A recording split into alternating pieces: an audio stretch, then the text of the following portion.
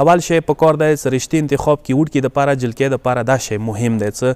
هغه وړکي انتخاب ته وکړه هغې جلکۍ انتخاب ته وکړه چې هغه بلوغ ورکوي بلوغ نه مراد جسماني بلوغ نه دی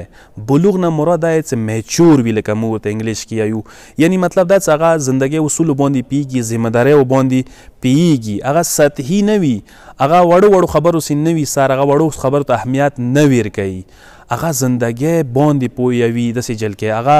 زندګۍ باندې پوهوي داسې وړکې وي میچور شوله عمر سره تعلق نه لري کیدای شي یوه جلکۍ وي 12 سال وي 14 سال عمر وي هغه 12 14 سال کې میچور شوي وي هغه دوره هوښیاره وي هغه دوره زندګۍ باندې پوهه دی برعکس ولټه یوه جلکۍ کیدای شي 28 30 سال ته رسېدلي هغه میچور نه وي لکه دې ضمن کې زیوا اشاره کوم ځنه کسان داسې دي والدین پلار و مور داسې خونې شته چې هغوی داسې جلکۍ ورکوي چې هغه ذهن کمزوری دی عقل کمزوری دی ذهني کمزوري جلکۍ دی مفلوجه دی هغه دوی یوه کس ته ورکوي ښکلي کړي وي ورته یو ظاهر ښکلی وي صورت ښکلی وي حالانکې هغه یوه خونه نشي چلوی ویلې ته یوه خونه ورباندې خرپوي ویلې ته یو مستقبل په خرپوي ویلې ته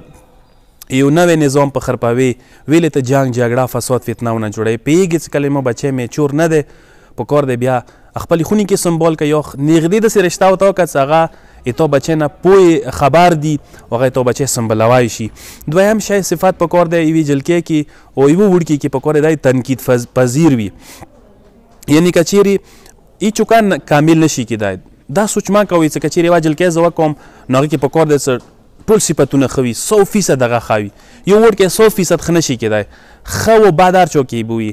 کامل هیڅ کار نه دی هر چا کې نقص و عیب ورکوي چې کله نقص و عیب دی نو په کار دی